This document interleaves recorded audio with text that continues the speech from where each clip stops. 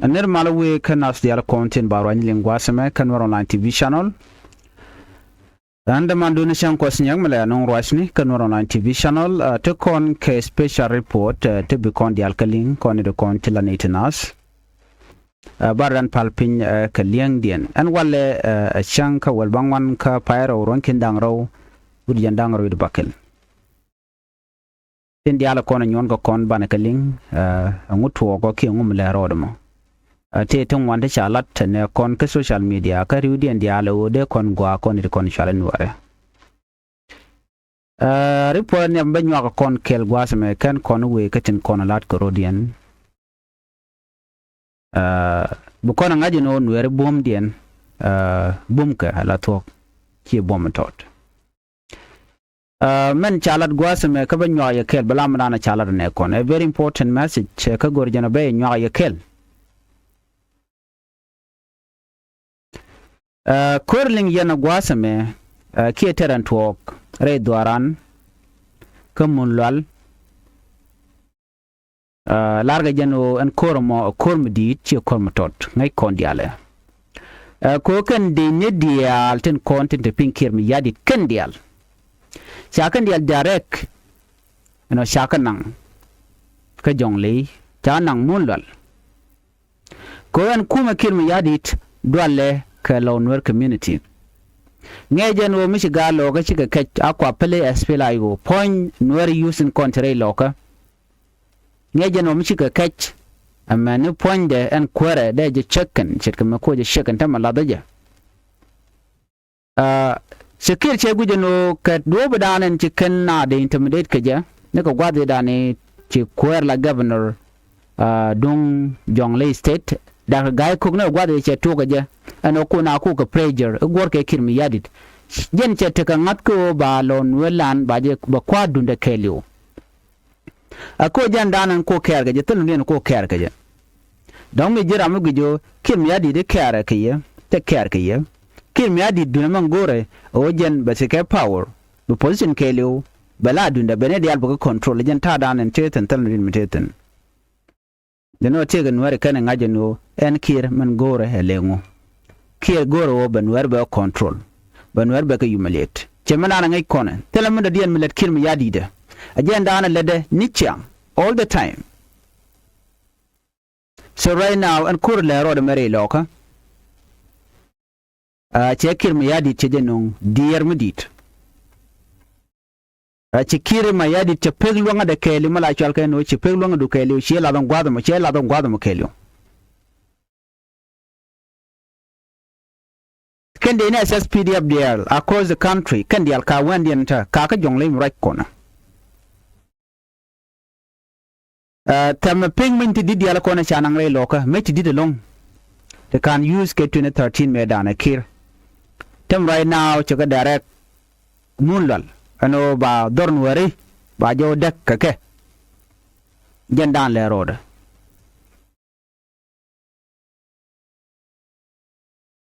kwa Nuer kwa gala laro nena mishi alinga no chikorche togre loka tega mishi kon bidier ke je kocha toka 2013 you know 2013 wa kana gurum ke jo dan chalat ko gwade dan parna nadaka an korba tere joga balajen koren benijen ka kordial kometi chanang kirmi yadi den winami kometi dit kandial ka torbiyel kon chanang en winami ka torbiyel dial de kelio cha direct ka munlal de kelio la jinubin de ni kandial force ne SSPDF dial cha nang gwad mo amene kon ken jur ka munlal antama jen mi jakkon ko bi kon ngaji no ne me kormi dit mi cha organize a gwanter akorat patere duarana kurmidi killing yanin wo terka chana kula jogo no na liang dan ka jennana la ngweno de teka la rana guje no shin Nueri ga tuk no Nueri ken ga tuk kone de kone teka ngai ken madan en la roda yes day ni dier panyen go chi korea tuok ko kor tuok nangatik kor chiengar kor badana duno kor shunga ke report chalat mishiran linga no chi kor de chup kawal gak ki je chup ko uror kene nyirol ke che godro che garet pinga joran chalat ke je ne ngwane gane gujino dong cha mun lo ke le ya kep ki chine dial chi ko thok chai ko li jogo no ne te dial lat ke tin tam rai ko ne lat ke ne tak ting ne ka chap ke tin chala chap kur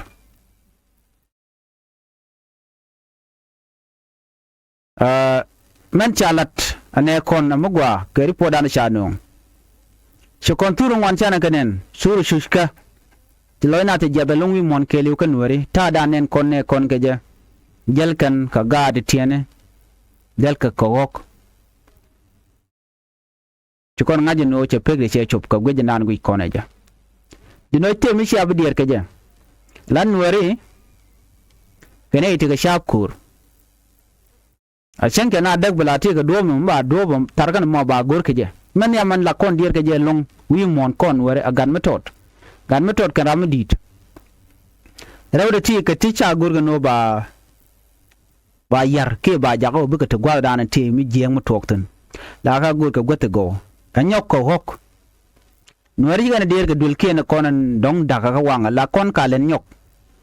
dem la kon ut kare wone la ut kon kir gwa dana piu chi ka tel bana let ke tech ban lo re cheng gwa dana chi piu chi ka barar ko re cheng la let chi ko de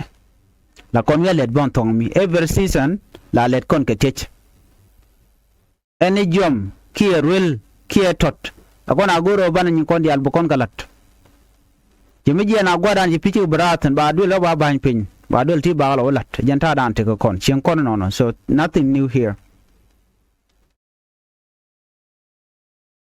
chin wer che dier ka dul ko nge je na tam bere lat man die na ga je long gwat ma kan wore man ya ma gan ma tot o de ramadit dio dien ko ok kene ti kene bum ne kene long mi ko ye tok che ko nen kon man tam ga kim ya di den man ya man ba prioritize ke balan yam o ba gad ba dil kan ba nan gwa mi mo mi bitek de bo gwatin ba gwan mi tik pi ba de ka ko kwi ko bo bu ka pi jek te ka bi ka jwa te bu kan ko lak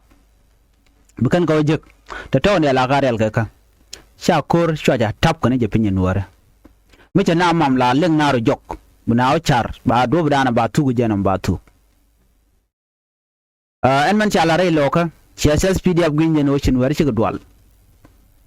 kor ne nyen ka kor tiene men yam lat kan wer ba gad ba mu ka gwadu gatin den ba koron ba kula tok la koran kwa yana japin bu kon dial ngaje no chi en first time no SS PDF be bere dwaran kon wer chi ga tetena wal ka gwatu wan ka rundu wan ya te gatin kan ai ka chapin kon letken ka so ku jama jane ka jan gwasme ko man kon ka gaat kon gor kon ke chi man kon ko chi wo gon gwantama wa kor ba gwa antama ba kwajen de ne SSPDF kana Nuer community right now right kon Nuer che jen ko e de just fele ayo kana dich SSPDF na me cha la kuma kelio kana Nuer karodian ko na me systematic way me kire tu no kon gaje ko ne kon yin kon ga tamata ga Nuer gatan de kwide tin cha jur ka yo ke cha ko yo cha ko la ro ne ko me dio ke jeno balajen to kordial balajen to kordial ko no kirme yadit ni me da ne to ko kordial ne ga 2013 ci kon dial te ci to kana kan ach but kore me more than that ko ta makir cha ko shigni jen wo ko control lin ware ne jeno gwada bumni jen rol ware adoramo dor loka so me che dor loko ke lu che control cha to ben Nuer community be you control tell me the dien so man cha kular jene ka jen payra woto kontena kana no ka pay diok babaje long KSS PDF babaje long KSS PDF angoda kana ka pay ngwan pay dich ko gwada mo babaje long more than that ka jo chala ram mo ken keke belo leng ni ka leng do dien ko ken SS PDF cha kun ka ngwada mo bet chala do ne dene SS PDF ni me ko na ngare loka te makan ngaje ne diala content wana mo ken ga munyur gwa scale ke bikan kurku ter alo kwa ching ne jek chemala na toj ki ngwajetin kan chika ka la ring ni ken ka torbiyele mi jigan benda wi ring ken lo ngoy ken yeten bang kana mo chi kor alo mitele jat mitere mitega torbiyele ken wi mi da chigan de jal de ga total collapse de ga pen de ga tel bom de ga tel power tel luang ko mi gujine tin ngoy ken jelora bang ano ka gwa kur chikan chingni no te kom terken just look torbiyele den ko ne jel kan kaka ko la ngoy kan chay gujine okay ka we che ga gwa mo bikan awun enten an man wal dan le roda so right now ko chi ku chubre lo ka kan duan dial kit ko ne aduen gon de gole kir ko tandien teram jel ka chuko jel ga torbiyele de je recently ka kurani konaling ja ka torbiyele botela milal kaka anware jeno cha ka bayar cha tok bna wo ko nyam torbiyele te ga tam chikan be jal gaje ko ante man yal be kir ken yal be ben go gwadan be biga jal ka wana dien biga te reinforcement chen malar ken no tet ken pol ko lat ke jeno tet ken pol gon kon tan en tegaten ala mi jana den kon tie ka dor ke ka monlal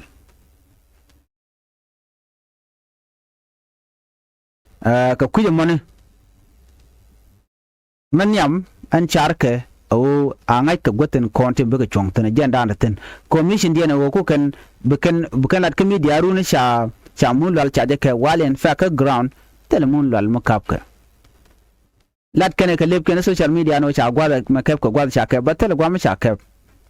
ko jale kan tenikan wi ke jale kan ka torbiyele tar gwa chungaten so bukon ngaji no there's a different ko cha gwa ma cha kaf kana wo china ticket rodian wo chire wit makap ko dor by the way ya ala temishal ke tactic withdrawal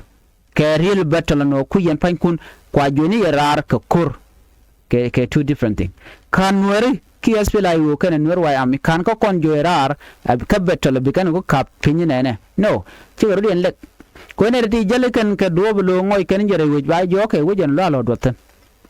biya kwane gorgwado me la chung kan chik yo minen ko na media gu gino chi wuchi kan bukan la kan kaf no la kur ngode liya ngode te bay ngod ka so chang bu kon lingo no cherum real one yete ray nam jim naro di enen teram belong ko ana kubo jaten walga jaten wa jaten wadi alati akubo teram chikap dinamu aga joirar ke jeneri andi ala to eri ana kon tigitin kum kirim yadit be bejelong men nyama bi anga jene meteka two dot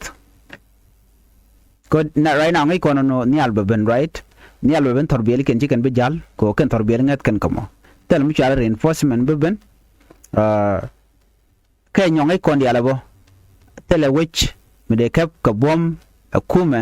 ka buga na jugo no biare wich na mo teleje another thing to kon ke historian wo chikon te jeg yale kan ngala to kon chikon ka perwich ngi ke no chikon parwich wrong anyok kene ko la general ken ke de ni kem yadit chikan nyur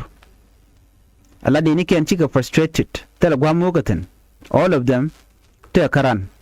ajem nen yen to social media de yen video ken yen ngenen dwal ken long ko chako mo ke moral cha moren cha je bus en ye cha ga bantin a dwek local lo liu ku kan jarol ken ku lo mit won kon tigatin katel yor je ken ka shit ka salary ko na la salary la ka yor ko pinyen be ne to ko salary ka yo la kam ka civil servant ko kalat denye police ni teachers and ram malalet ku mala yo la ka jika but ken ka lad la tok but tel makam ka ko chaji wa rudian dial kan ide modon mat kan ko an kwala use ni they are using them show to dear kan kaja kake so mi tu go ta chaga tuk do you know what will happen next ko an kam lo Nuer area wi kule we ka dor chala boro mu kwala ju ni jiten kanan dana nan kaja ngem nan de to ne de to be jamat men gwa kan Nuer janan Nuer da ji doy wan kurban mi ci kep ci jam mo jarek da japel Nuer la dira Nuer jara mi ci kep kula nango ram ci ben na shinen dere kula lelde la Nuer apel dino gwa ra nango di nan ci Nuer ci de fel ko nge jeno ci dami mi di ci la me ten gwa me jene te kon kane te wanta gor ka lok ke ripo dana chanu era mi mo go lok ka social media te kon ke media no wanta right ke kwi lok no mo so mi gor jeno blok and then bu we katin ka channel kon te ka media blok mo bi youtube ten gwa dan titno and then ba comment no kon re lo katin chichu re ko me ba ka lok gad tieni enyok ngai kon no la mialbe gwaden be gad gor ken no nyankom de ga kum ga ko ngai kon e cho jatin a changwin kon ba ka battle ne kon chuis kan gwada dan tigatin kora me ba wotok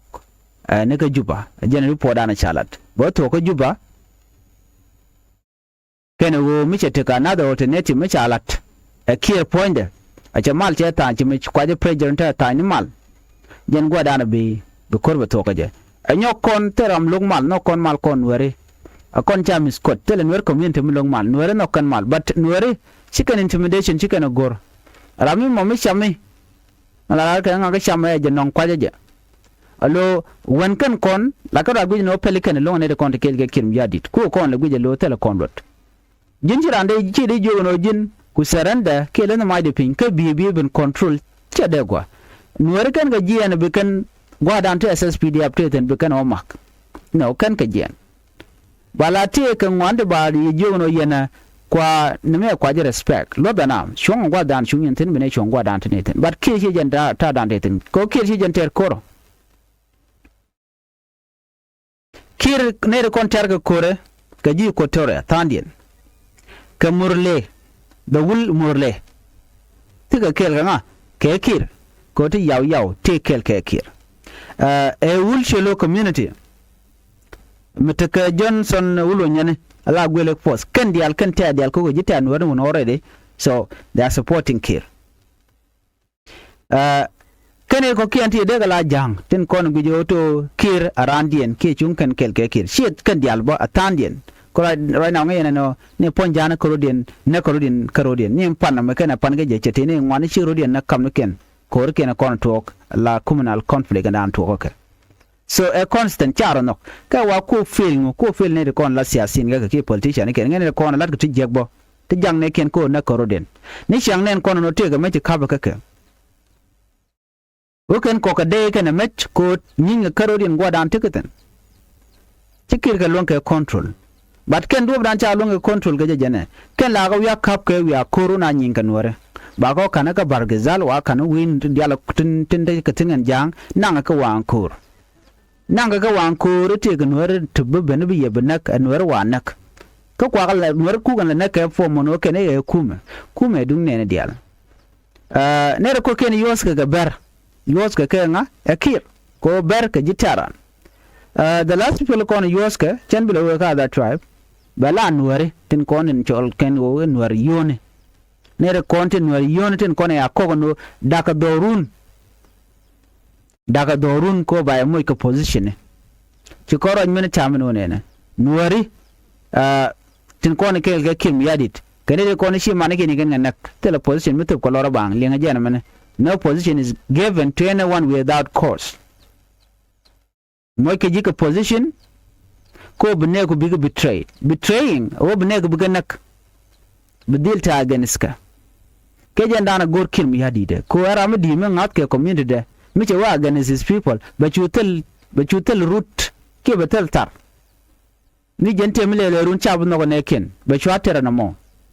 because you tell them to take power within that community janda lat ken tam ngai kono take ministry kwanka kan wer community ka juba kir la ja kwanka mi do run chi dak chimenen kono tama